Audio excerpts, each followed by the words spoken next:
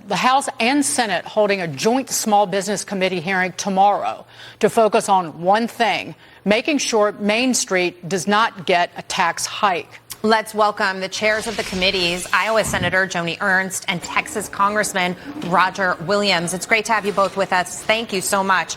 And I think this is really important because it underscores the fact that there's a lot going on right now. We're talking tariffs. We're talking stock market moves that will make your stomach churn. But at the end of the day, Congress and the administration haven't forgotten about small businesses, and they are the backbone of the American economy. And so tell us a little bit about the work that you're doing to make sure that taxes stay low.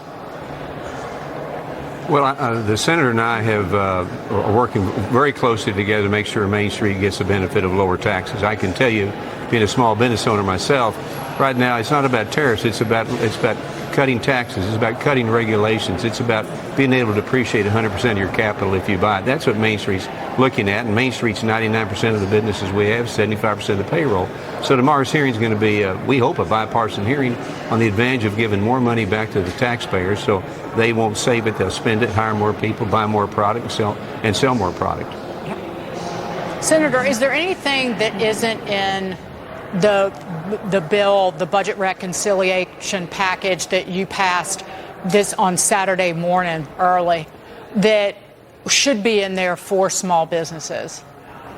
Actually, what we are doing, and thank you so much for hosting Chair Williams and I together to talk about small business. What we did pass, it sets up the framework for us to move forward to that reconciliation package. Just as Senator Mullen laid out so beautifully in the past segment, we have to redo those 2017 Tax Cuts and Jobs Act provisions for our small businesses. We do hope to do that in the reconciliation package.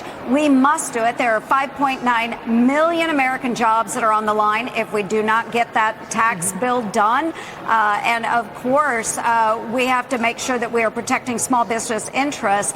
That's why we're hosting a group of our constituents tomorrow on the Hill.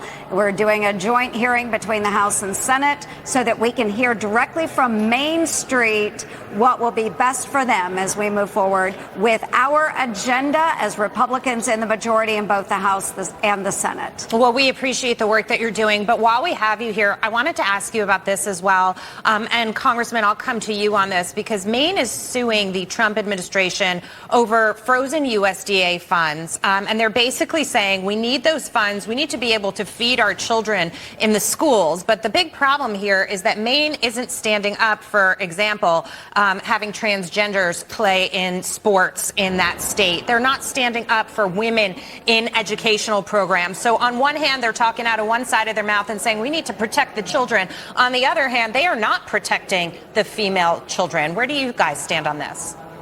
Well, I mean, I think the president's right. I mean, they're not protecting women.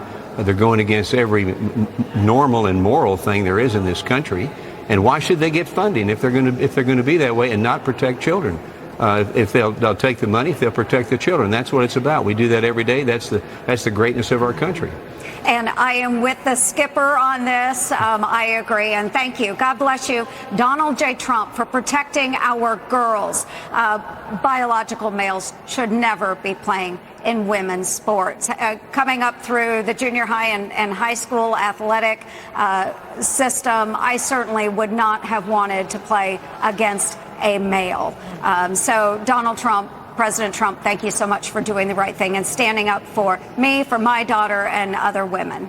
Right. It's audacious, to say the least, that state would try to sue for the money when the money was withheld because the governor of Maine will not enforce the executive order handed down by President Trump that protects girls in sports. Senator, final word to you on that.